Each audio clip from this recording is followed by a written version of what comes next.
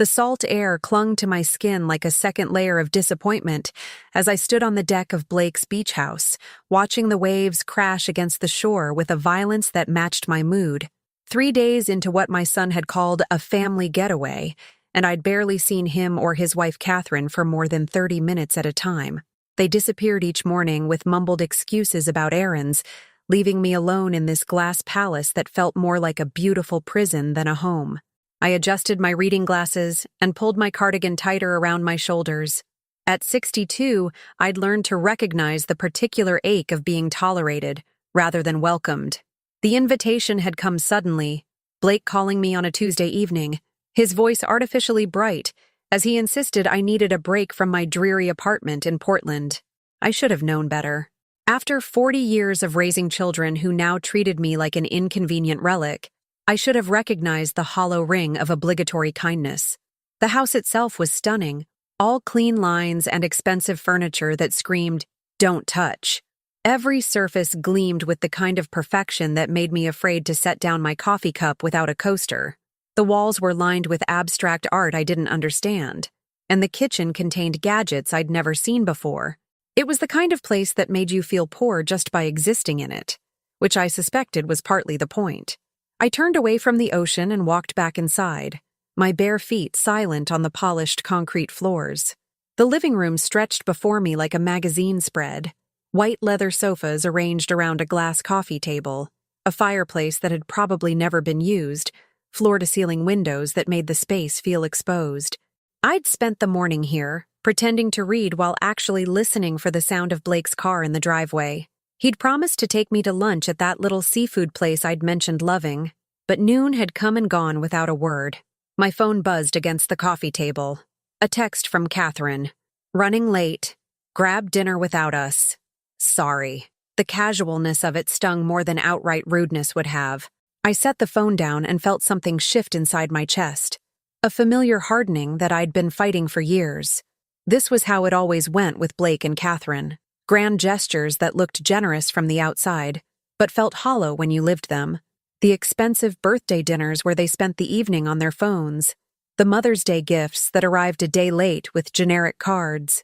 The promises to visit that evaporated into excuses about work and travel. I walked to the kitchen and opened the refrigerator, scanning the sparse contents. Almond milk, organic vegetables I didn't recognize, and a bottle of wine that probably cost more than my monthly grocery budget. The freezer held nothing but ice cube trays and what looked like gourmet frozen meals for two. They hadn't even bothered to stock food I might actually want to eat. The afternoon stretched ahead of me like a punishment. I considered calling a taxi to take me to town, but the thought of wandering alone through shops and restaurants felt more depressing than staying here. At least here I could maintain the pretense that this was a family vacation, even if my family had apparently forgotten I existed. I settled back onto the white leather sofa and picked up my book, a mystery novel I'd been looking forward to reading. But the words blurred together on the page, and after reading the same paragraph 3 times, I gave up. I leaned back and closed my eyes, letting the sound of the waves fill the silence. When I opened them again, the light had changed. The sun was lower, casting long shadows across the room. I must have dozed off. I reached for my reading glasses, which had slipped down beside the cushion, and felt them slide further into the gap between the sofa and the wall. "Damn it," I muttered, getting down on my hands and knees to fish them out. The space was narrow, and I had to stretch my arm deep into the crevice. My fingers brushed against something smooth and rectangular, not my glasses, but something else entirely. I pulled it out and found myself holding a small digital recorder, the kind used for meetings or interviews. It was sleek and black, with a tiny screen that showed a recording had been made 2 days ago, the day before I'd arrived. My heart began to beat faster as I stared at the device. What was Blake doing with a hidden recorder in his living room? The logical part of my mind told me to put it back and forget I'd found it, but the part of me that had been ignored and dismissed all weekend, the part that was tired of being treated like a burden, reached out and pressed the play button. Blake's voice filled the room, clear and familiar. "I know it's only a few days, but I'm already going crazy having her here." I froze, my finger still on the play button. That was definitely my son's voice, but the tone was different, sharper, more annoyed than I'd heard him sound in years. Catherine's voice responded equally clear. She's your mother, Blake. We can manage 3 days. Can we, though? She's already rearranging things in the kitchen, asking a million questions about the house, acting like she owns the place. And did you see how she looked at our art? Like she was judging everything. My chest tightened. I hadn't rearranged anything. I'd simply moved a dish towel to dry after washing my coffee cup. And I hadn't judged their art. I'd been trying to understand it, to find something to talk about with them. Look, Catherine continued, I know she's a lot, but this weekend serves a purpose. We need her to feel included so she doesn't get suspicious about the other thing. Other thing? My hands trembled as I held the recorder closer to my ear. I still think we should have just told her, Blake said. She's going to find out eventually. Not if we handle this right. Once it's done, it won't matter what she thinks. She'll have no choice but to accept it. And if she doesn't? There was a pause, and when Catherine spoke again, her voice was cold in a way I'd never heard before. Then we'll have to make some difficult decisions about her future living situation. The money from selling her place will set us up perfectly for the renovation, and honestly, she'd be better off in one of those senior communities anyway. She's getting too old to live alone. The recorder slipped from my numb fingers and clattered onto the coffee table. They were planning to sell my house, my home of 35 years, the place where I'd raised Blake and his sister, where I'd nursed my husband through his final illness, where every corner held a memory. They were planning to take it from me and use the money for their renovations. I stared at the device, feeling something cold and sharp settle in my stomach. All those times Blake had helped me with my finances, insisting I sign papers because it was easier if he handled things. All those conversations about how the house was too big for me now, how I should simplify my life. I'd thought he was being caring, protective. He was being calculating. I picked up the recorder with shaking hands and pressed play again, listening to more of their conversation. They discussed timelines, real estate agents they'd already contacted, and which senior living facilities had the shortest waiting lists. They talked about my life like I was already dead, like my wishes and feelings were irrelevant details to be managed. The worst part was how matter-of-fact they sounded. This wasn't a heated argument or a moment of frustration. It was a calm, planned discussion about betraying the woman who had given Blake life. As the recording ended, I sat in the golden afternoon light of their perfect beach house and felt the last of my illusions about my son crumble away. He didn't love me. He didn't even respect me. I was nothing more than an obstacle to be removed, an asset to be liquidated. But as I sat there, something else began to take shape alongside the hurt. A cold, clear anger that felt different from anything I'd experienced before. They thought I was weak, that I was old and foolish and easily managed. They were about to learn how wrong they were.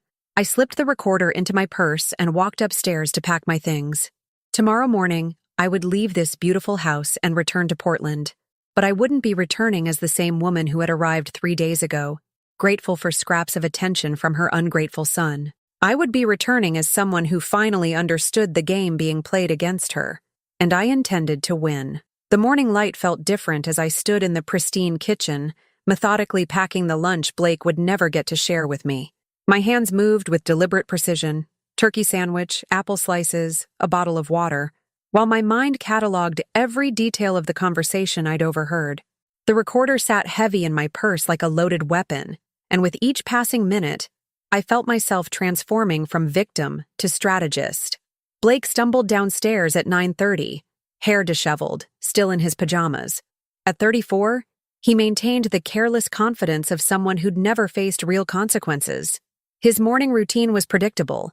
Coffee first, phone second, acknowledgement of my existence a distant third. Morning, Mom. He yawned, not bothering to look at me as he fumbled with his expensive espresso machine. Sleep well? Wonderfully. I kept my voice steady, pleasant. I made you lunch for your errands today. He glanced at the brown bag with surprise. Oh, thanks, but we usually eat out when we're running around. He paused, then added with what he probably thought was kindness. You don't need to take care of me anymore, you know? The irony was breathtaking. Here he stood, a grown man living off money he planned to steal from me, telling me I didn't need to take care of him. I smiled and pushed the bag toward him anyway. Old habits. Catherine appeared 20 minutes later, already dressed for what she'd called their busy day of errands. She wore designer jeans and a cashmere sweater that probably cost more than my monthly Social Security check. Her smile was bright and hollow as she grabbed her keys from the counter. "We should be back by dinner," she announced, not quite meeting my eyes. "There's food in the fridge if you get hungry before then." I knew there wasn't. I'd already checked, again, and found only their carefully curated organic selections that bore no resemblance to actual meals. But I nodded agreeably. "I'll be fine. Actually, I was thinking of heading back to Portland this afternoon." Blake looked up from his phone, frowning. "This afternoon? But you just got here." "I know, but I remembered I have some things to take care of at home." I watched his face carefully. Nothing urgent, just some paperwork that's been piling up. Something flickered in his expression. Relief, maybe, or guilt. "If you're sure, I can drive you to the train station before we head out." That would be lovely. They left 30 minutes later, and I watched their car disappear down the coastal highway before returning to the living room. The recorder was still where I'd hidden it, tucked behind a decorative pillow. I retrieved it and played the conversation one more time, memorizing every inflection, every casual cruelty. She'll have no choice but to accept it. Catherine's voice seemed to echo in the empty room. No choice. They actually believed that. After 62 years of making difficult choices, staying married to an alcoholic until he got sober, working 2 jobs to put Blake through college, sacrificing my own dreams to ensure his future, they thought I was incapable of choosing my own path. I packed my single suitcase with methodical care, folding each item as if it were armor I'd need for the battle ahead. The train ride back to Portland would give me 4 hours to plan, 4 hours to decide exactly how to handle the son who'd become a stranger, and the daughter-in-law who spoke about my future as if I were already buried. The taxi arrived exactly when I'd requested. The driver, a woman about my age with kind eyes and calloused hands, helped me with my suitcase. "Leaving paradise?" she asked as we pulled away from the house. "Running toward something better," I replied, watching the glass palace shrink in the side mirror. She nodded as if that made perfect sense. Sometimes you got to know when to fold. But I wasn't folding. I was consolidating my hand. The train station was small and weathered, nothing like the sleek modernity of Blake's world. I bought my ticket and settled into the waiting area, surrounded by the comfortable chaos of real life, families arguing over snacks, teenagers hunched over phones, elderly couples sharing newspapers.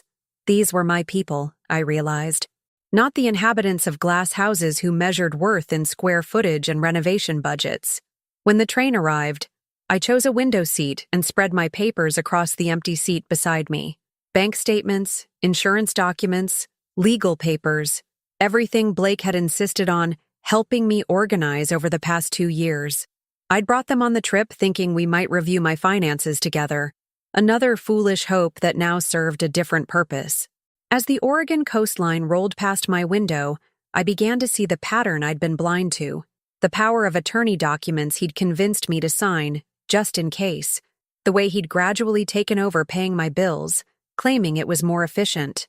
The subtle suggestions that maybe I should simplify my investments, consolidate my accounts. He'd been positioning himself to control my life, piece by piece, signature by signature. The house sale wasn't the beginning of his plan. It was the culmination. My phone buzzed with a text. "Hope you have a safe trip home. Love you, Mom. Blake Love." The word sat bitter in my mouth. I typed back, "Thank you for a lovely weekend. We should do it again soon." Let him interpret that however he wanted. The train pulled into Portland just after 5 o'clock. The city felt different somehow, more solid, more real than the coastal fantasy I'd left behind. I took a taxi to my neighborhood, watching familiar streets roll past with new appreciation. This was home. This was mine. And I'd be damned if I'd let anyone take it from me without a fight. My house sat exactly where I'd left it, a modest 2-story Victorian that Blake dismissively called outdated. The front porch needed painting, and the garden could use attention, but it was beautiful in its imperfection. More importantly, it was paid for, legally mine, and full of memories that mattered. I unlocked the front door and stepped into the familiar embrace of my own space. The furniture might be old, but it was comfortable. The walls might need updating, but they were covered with photos of a life well lived. This wasn't a show place. It was a home. I poured myself a glass of wine, cheap wine from a box, the kind Catherine would wrinkle her nose at, and sat in my favorite armchair to think. The recorder sat on the coffee table between me and the framed photo of Blake's college graduation, when I'd still believed I was raising a good man. The phone rang just after 7. Blake's name appeared on the caller ID. "Hi, sweetheart," I answered, keeping my voice warm. "Hey, Mom. Just wanted to make sure you got home okay." "Yes, safe and sound. Thank you for asking." "Good, good. So, about this weekend, I hope you had a nice time, despite us being so busy. Work stuff. You know how it is." I made a non-committal sound. "I understand completely. Actually, now that I have you on the phone, there's something Catherine and I have been meaning to discuss with you. About the house." My grip tightened on the phone. "Oh? It's just, well, we're worried about you rattling around in all that space by yourself, and the maintenance costs must be getting expensive. Have you thought about maybe downsizing to something more manageable?" There it was. The opening gambit, delivered with practiced concern. If I hadn't heard that recording, I might have fallen for it. I might have believed he was looking out for my best interests. "You know, Blake, that's interesting that you bring that up," I said carefully. "I've actually been doing some thinking about my future lately." "Really?" His voice brightened with anticipation. "Yes. I've been wondering if I've been too dependent on family for advice. Maybe it's time I started making more decisions for myself." The silence stretched long enough that I wondered if the call had dropped. "Mom? We're family. Of course you should come to us for advice." "Of course. Family." I let the word hang in the air. "Well, I should let you go. I'm sure you and Catherine have things to discuss. Actually, maybe we should talk more about this house situation. Maybe we could meet sometime this week." "Maybe." I smiled, even though he couldn't see it. "I'll have to check my calendar. I'm becoming quite busy these days." After I hung up, I sat in the growing darkness of my living room, planning. Blake thought he was hunting prey, but he'd made a crucial mistake. He'd shown me his hand before playing it. Now it was my turn to surprise him. I pulled out my laptop and began researching elder law attorneys, financial advisors who specialized in protecting assets from family members, and private investigators who could help me understand exactly what legal documents Blake had access to. If he wanted to play games with my future, he was going to learn that his mother had been underestimated for the last time. The recording would be my insurance policy, but knowledge would be my weapon. The law office of Zendaya Turner smelled like old leather and fresh coffee, a combination that somehow made me feel both nervous and hopeful. I'd chosen Zendaya carefully after 3 days of research, a specialist in elder law with a reputation for being ruthless when families tried to manipulate their aging relatives. Her online reviews were filled with grateful children who'd hired her to protect their parents, and furious relatives who'd been thwarted in their schemes. "Mrs. Edwards," Zendaya said, extending a firm handshake as she led me into her office. She was younger than I'd expected, maybe 45, with steel gray eyes and the kind of professional composure that suggested she'd heard every family horror story imaginable. "You mentioned on the phone that you have concerns about financial manipulation." I sat across from her desk and pulled out the folder I'd prepared. Bank statements, legal documents, and the recorder, now transferred to a USB drive. My son has been gradually taking control of my finances under the guise of helping me. Last weekend, I discovered he's planning to sell my house without my consent. Zendaya's eyebrows rose slightly. "That's a serious accusation. Do you have evidence?"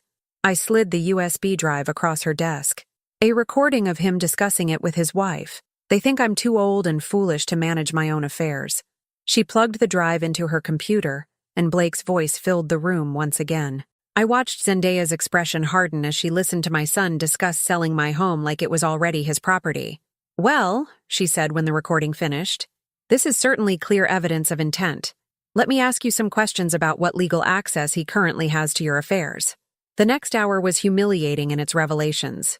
Yes, I'd signed a limited power of attorney. Yes, I'd added Blake to my bank accounts. Yes, I'd trusted him to handle increasingly complex financial matters because I'd thought he was protecting me, not positioning himself to rob me. "The good news," Zendaya said finally, is that nothing you've signed gives him the right to sell your house without your consent. The power of attorney is limited, and the joint bank accounts don't transfer ownership of real property. But he seemed so confident that he could do it. Con artists often are. Her smile was sharp. He's probably planning to pressure you into signing additional documents, or possibly forge your signature if he thinks he can get away with it. Based on this recording, I'd say he's testing the waters to see how compliant you'll be. She leaned back in her chair, studying me with those penetrating gray eyes. The question is, Mrs. Edwards, how far are you willing to go to protect yourself and send a message that you won't be victimized? As far as necessary. Good, because I have some suggestions that will not only protect your assets, but also make it very clear to your son that his mother is not the helpless old woman he thinks she is. I left Zendaya's office 2 hours later with a comprehensive battle plan and the unsettling realization that I felt more energized than I had in years. The victim I'd been 3 days ago was gone, replaced by someone who'd finally remembered what it felt like to fight back. My first stop was the bank where Blake had insisted I consolidate my accounts. The manager, a nervous young man who clearly remembered my son's frequent visits, grew increasingly uncomfortable as I explained what I wanted to do. Remove him from all accounts entirely? He repeated. But he said he was helping you manage your finances because of your situation. My situation? Well, he mentioned that you were having some memory issues, that you'd been getting confused about bills. The lie hit me like a physical blow. Blake had been laying groundwork, creating a narrative that I was incompetent. How many people had he told this story to? How many believed I was a doddering old woman who needed her son's protection? I can assure you, I said coldly, that my memory is excellent. And right now, I remember exactly why I want my son removed from my accounts immediately. It took 3 hours and several phone calls to Zendaya's office, but by the end of the day, Blake had no access to any of my financial accounts. I also transferred a significant portion of my savings to a new bank entirely, one he'd never even heard of. That evening, I called my daughter Martha in Denver. At 32, she was 2 years younger than Blake, but infinitely more trustworthy. Martha had always been the responsible one, the child who called just to check in rather than ask for favors. Mom, is everything okay? You sound different. I'm fine, honey. Actually, I'm better than I've been in a long time. But I need to ask you something, and I want an honest answer. Has Blake ever said anything to you about my mental state? Martha was quiet for a long moment. Why are you asking? Please, Martha. It's important. He mentioned that you'd been forgetting things. Getting confused about dates, having trouble with bills. He said he was worried about you living alone, and that maybe we should start thinking about alternatives. Another lie. Another piece of his strategy to isolate me and make me appear incompetent. And what did you tell him? I told him I hadn't noticed any problems when we talked, but that if you were struggling, we should all sit down and discuss it together. He said he was handling it and not to worry you with our concerns. Of course he did. Blake had always been skilled at presenting himself as the responsible son, the one who took care of difficult situations so others didn't have to worry. I'd been proud of that quality once. Martha, I need you to listen carefully. I am not having memory problems. I am not confused about my finances. And I am definitely not ready to give up my independence. Your brother has been lying to you. I told her about the recording, about the plan to sell my house, about the financial manipulation I'd discovered. Martha listened in stunned silence, occasionally asking questions but mostly just absorbing the magnitude of Blake's betrayal. Jesus, Mom, I had no idea. I mean, I thought it was weird that he was so secretive about it, but I figured he was just trying to protect your privacy. He was protecting something, but it wasn't my privacy. What are you going to do? I'm going to make sure he understands that his mother isn't as helpless as he thinks. The next morning brought the call I'd been expecting. Blake, his voice tight with barely controlled panic. Mom, I just got a call from the bank. They said you removed me from your accounts? There must be some mistake. No mistake, Blake. But why? I don't understand. I've been helping you manage everything for 2 years. Did someone talk you into this? Are you feeling confused about— Stop. The word came out sharper than I'd intended, but I didn't soften it. I'm not confused, Blake. I know exactly what I'm doing. Mom, You're scaring me. This isn't like you. Maybe we should meet and talk about this. Catherine thinks maybe you're having some kind of episode. Catherine. I let the name sit in the air like a curse. Yes, I imagine she has opinions about my mental state. What's that supposed to mean? This was the moment of truth. I could continue pretending ignorance, let him think his plan was still secret, or I could show him exactly how much his supposedly addled mother actually knew. It means, Blake, that I heard your conversation, both of you, about selling my house, about putting me in a senior community, about how I'd have no choice but to accept it. The silence on the other end of the line stretched so long I wondered if he'd hung up. When he finally spoke, his voice was different, colder, more calculating. I don't know what you think you heard. I know exactly what I heard. I have it recorded. Another long pause. Mom, I think you're misunderstanding. Am I misunderstanding that you've been telling people I have memory problems? Am I misunderstanding that you've been positioning yourself to take control of my assets? Am I misunderstanding that you see me as nothing more than an obstacle to your renovation plans? It's not like that. But his voice lacked conviction now. We were just discussing options, trying to figure out what would be best for you as you get older, without consulting me, without considering what I might want. You were making decisions about my life like I was already dead. That's not true. We love you, Mom.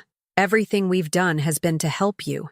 The lie was so audacious, so perfectly delivered, that for a moment, I almost believed him myself. This was the son I'd raised, the boy I'd sacrificed for, telling me with a straight voice that stealing my home was an act of love. Blake, I said quietly, I want you to understand something very clearly. I am 62 years old. I am in excellent health, both physically and mentally. I own my home outright. I have substantial savings, and I have no intention of giving up my independence to make your life more convenient. Mom, I'm not finished. I have removed you from all my financial accounts. I have changed my power of attorney to someone who actually has my best interests at heart. And I have documentation of everything you and Catherine discussed about selling my house without my knowledge. The silence stretched between us like a chasm. When Blake finally spoke, the pretense was gone. You can't do this. Family doesn't turn on family.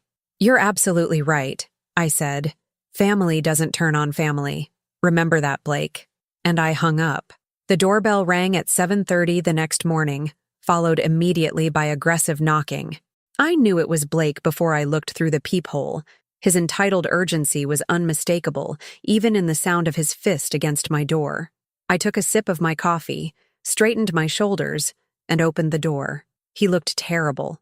His hair was disheveled, his eyes bloodshot, and he wore the same clothes from yesterday. Catherine stood behind him, perfectly groomed as always, but with a tightness around her mouth that suggested she was barely containing her fury. We need to talk, Blake said, pushing past me into my living room without invitation. Good morning to you, too, I replied, closing the door and following them. Coffee? This isn't a social visit, Mom. He turned to face me, and I saw something in his expression I'd never seen before, desperation mixed with anger. You can't just cut me off like this. We need to fix whatever misunderstanding. There's no misunderstanding. I settled into my favorite armchair, forcing them to remain standing.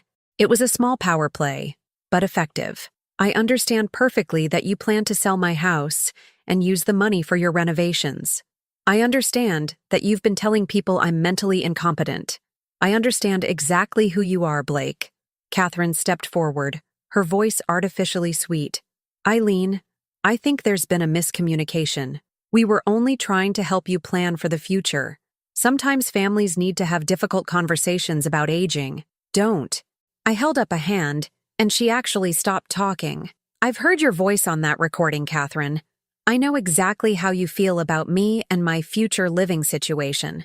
So let's skip the performance. Blake began pacing, running his hands through his hair. Okay, fine.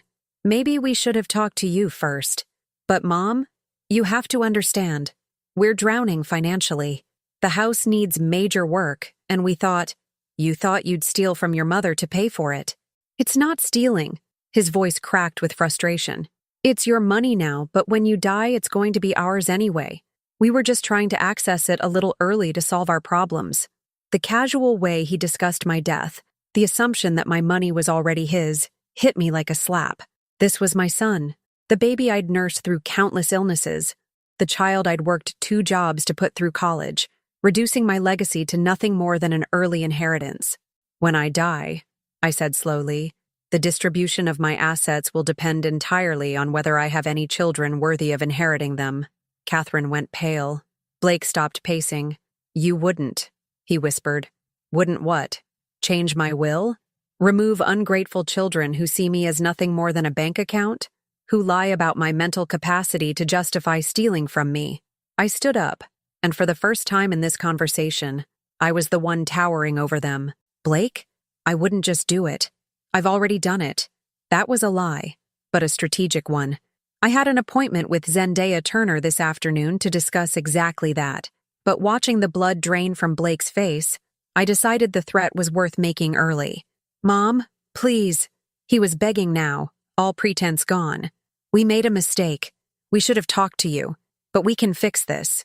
We can work something out. Can we? Because yesterday you were so certain I'd have no choice but to accept your decisions about my life. Today you want to negotiate? Catherine found her voice again, but the sweetness was gone, replaced by cold calculation. What do you want? Money. We can pay you back. With what money, Catherine? You just admitted you're drowning financially. I sat back down, enjoying the reversal of power in the room. No, what I want is much simpler. I want you both to understand that I am not a victim. I am not helpless. And I am not going to be managed by children who think they're smarter than their mother. Blake collapsed onto my sofa, his head in his hands. This is insane. You're destroying our family over a misunderstanding. I'm not destroying anything, Blake. You did that when you decided to treat me like an obstacle instead of your mother. The room fell silent except for the ticking of the grandfather clock my husband had given me for our 20th anniversary. The clock Blake had always said was outdated and taking up too much space. Catherine was the first to recover, her mask slipping back into place. Eileen, I understand you're upset, but surely we can work through this as a family. Maybe we could start with you returning Blake's access to the accounts, and then we could all sit down and have a real conversation about your future needs. My future needs. I repeated the phrase like it tasted bad. Do you know what my future needs are, Catherine? She smiled that patronizing smile I'd grown to hate. Security. Safety. Someone to help you navigate complex decisions as you age. Wrong.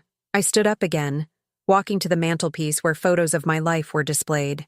Photos of Blake and Martha as children, of my late husband, of holidays and birthdays and moments that had once felt precious. My future needs are simple. I need people in my life who respect me, who value my opinions, who see me as more than an aging inconvenience. I turned back to face them, and I need to know that the sacrifices I made raising my children actually produced decent human beings. Blake looked up, tears in his eyes.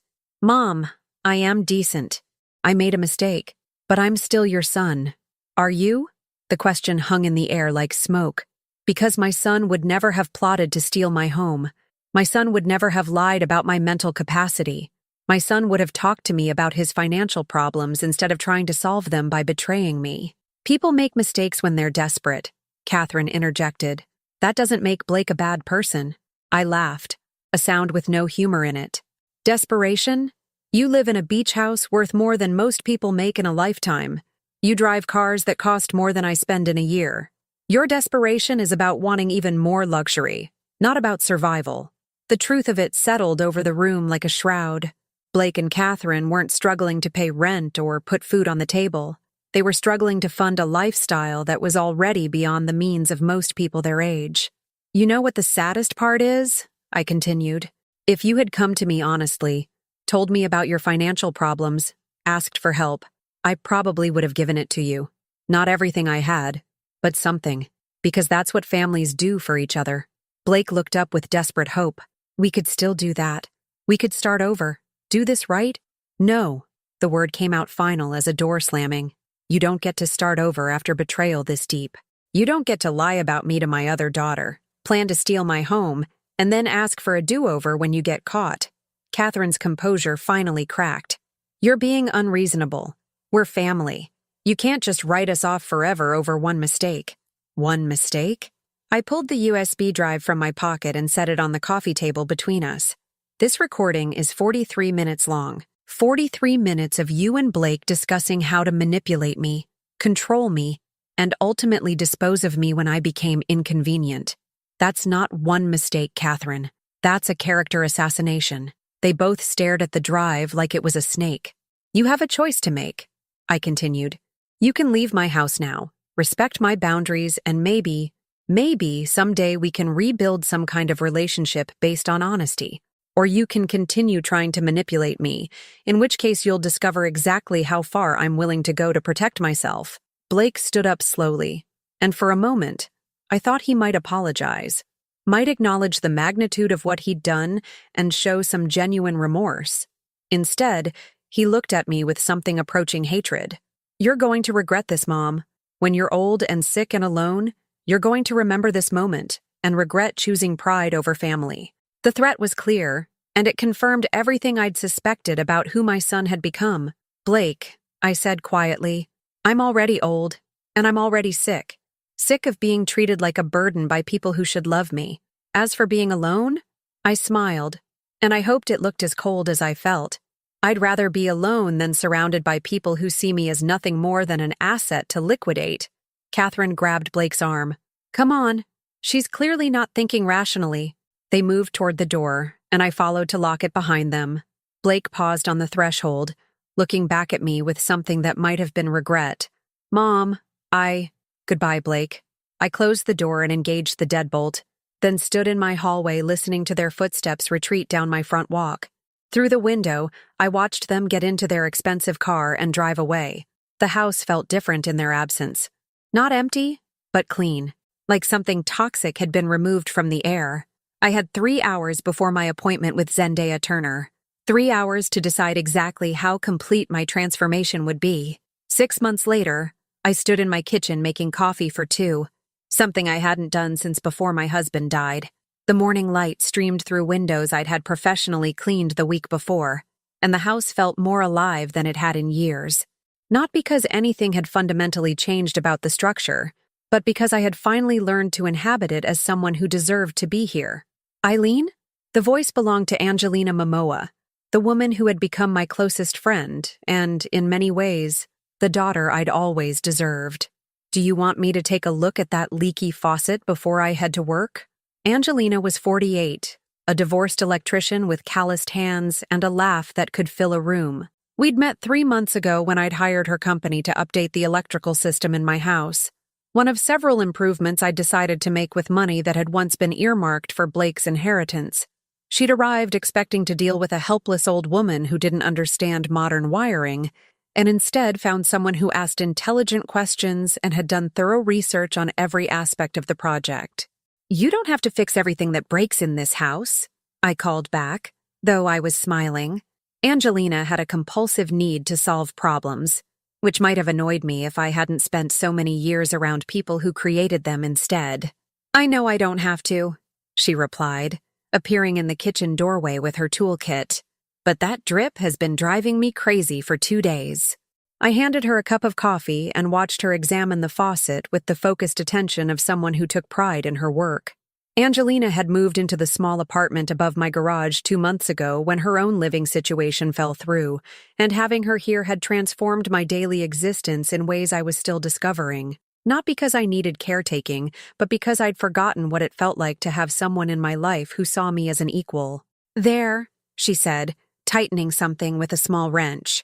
That should hold for a while, but you're going to need a new fixture eventually. Add it to the list, I said, referring to the ongoing renovation projects that had become my new hobby. Blake would have been horrified to know that I was spending his inheritance on crown molding and hardwood floors. But then again, Blake was no longer privy to information about my financial decisions. The phone rang, and I saw Martha's name on the caller ID. My daughter and I had grown much closer since the events with Blake, though she still struggled with the complete estrangement between her brother and me. Hi, Mom. How are you settling in with your new roommate? She's not a roommate, I corrected, watching Angelina gather her tools. She's a tenant who happens to be excellent company. Angelina grinned and made an exaggerated bow before heading out to her van. I'd offered her the apartment rent-free in exchange for help with maintenance, but she'd insisted on paying market rate. She had too much pride to accept charity, something I understood and respected. "Have you heard anything from Blake?" Martha asked, her voice carefully neutral. "No, and I don't expect to." I'd had this conversation with Martha several times over the past months. She kept hoping for some reconciliation, some acknowledgement from Blake that would allow our family to heal. I'd stopped hoping for that sometime around the 3rd month, when Zendaya Turner had informed me that Blake was consulting lawyers about challenging my mental competency. He'd given up on that strategy when Zendaya made it clear that any such challenge would result in the immediate public release of his recorded conversation about selling my house.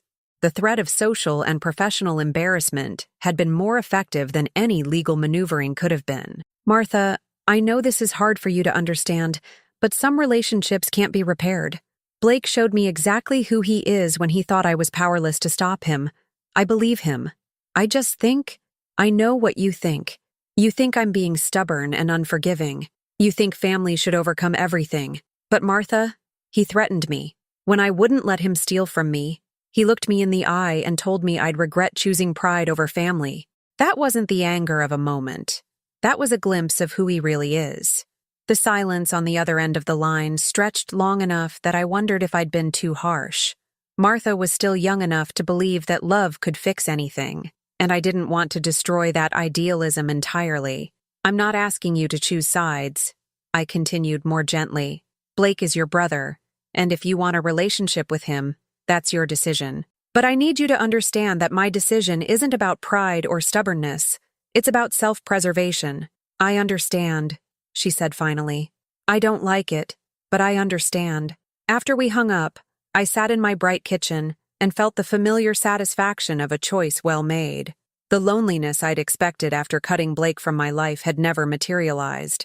Instead, I'd discovered space for relationships that actually nourished me, like Angelina, who treated me as an equal, like Zendaya Turner, who had become a friend as well as an attorney, like the book club I'd joined, where women my age discussed literature with the passion of teenagers and argued about plot points over wine and cheese. The doorbell rang, and I opened it to find a delivery man with a large package. My name was on the label, but I wasn't expecting anything. "Eileen Edwards? That's me." He handed me the package and left. The return address was from a law firm in California, not Zendaya's office and not anywhere I'd ever done business. I carried it inside and opened it carefully. Inside was a folder of legal documents and a letter. I recognized the letterhead immediately. It was from the law firm representing Blake and Catherine in their divorce proceedings. The letter was brief and professional, informing me that as part of their asset division, Blake had been required to disclose all potential future inheritances. Since he was no longer named in my will, his financial position in the divorce had been significantly weakened. Catherine, it seemed, had decided that a husband with no family money was not worth fighting for. Attached to the letter was a copy of Blake's financial affidavit, which painted a picture of a man drowning in debt despite his expensive lifestyle. The beach house was mortgaged to the hilt, the cars were leased, and the credit card debt was substantial. He'd been living on borrowed time and borrowed money, counting on my inheritance to save him. Now he had nothing but bills and a wife who was taking half of what little remained. I should have felt satisfaction. This was justice, consequences finally catching up with choices made in selfishness and greed. But as I read through the documents, all I felt was a profound sadness for the child Blake had once been, and relief that I was no longer responsible for the man he'd become. The phone rang again. This time it was an unknown number. "Hello? Mom?" Blake's voice was small, defeated. "I know you don't want to talk to me, but I didn't know who else to call. I could have hung up. Should have, probably. But curiosity kept me on the line. What do you want, Blake?" "Catherine left me. She took half of everything and, Mom, I'm going to lose the house. I'm going to lose everything. I'm sorry to hear that." "Are you?" His voice cracked. "Because you could help me. You could save me from this, but you're choosing not to." There it was. Even in his lowest moment, even after everything that had happened, he still saw me as someone who owed him salvation. Blake, I couldn't save you even if I wanted to. This isn't about money. It's about who you are. And who you are is someone who lies to family, steals from people who love him, and threatens his own mother when she refuses to be victimized. I was desperate. You were entitled. You thought you deserved my house, my money, my compliance with your plans for my life. Even now, you think I owe you rescue from the consequences of your choices. I'm your son. Yes, I said quietly. You are. And that's the tragedy in all of this. I hung up and immediately blocked his number. Angelina was right. Some problems couldn't be fixed, no matter how much you wanted to solve them. That evening, Angelina and I sat on my front porch drinking wine and watching the sunset paint my neighborhood in shades of gold. The porch looked different now. I'd had it repainted in a color Blake had always said was too bold, and I'd added comfortable furniture that invited lingering. Rough day? Angelina asked, noting my contemplative mood. Clarifying day, I corrected. I got some news about Blake. His marriage is ending and he's losing everything. How do you feel about that? I considered the question seriously. 6 months ago, I would have felt guilty for not helping, responsible for his pain, obligated to fix what was broken.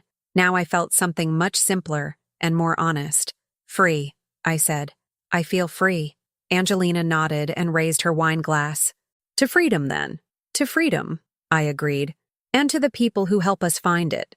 As the stars appeared overhead, I thought about the woman I'd been when I found that recorder. Frightened, manipulated, treated like a burden by people who should have cherished me. That woman was gone, replaced by someone who knew her own worth and refused to settle for less than she deserved. Blake had taught me something valuable, though not what he'd intended. He'd shown me that some relationships, no matter how much history they carry, are more destructive than supportive. And he'd forced me to discover that I was stronger, smarter, and more resilient than anyone, including myself, had ever imagined. The recording that had shattered my illusions about my son had also freed me to build a life based on truth instead of obligation. For that, if nothing else, I would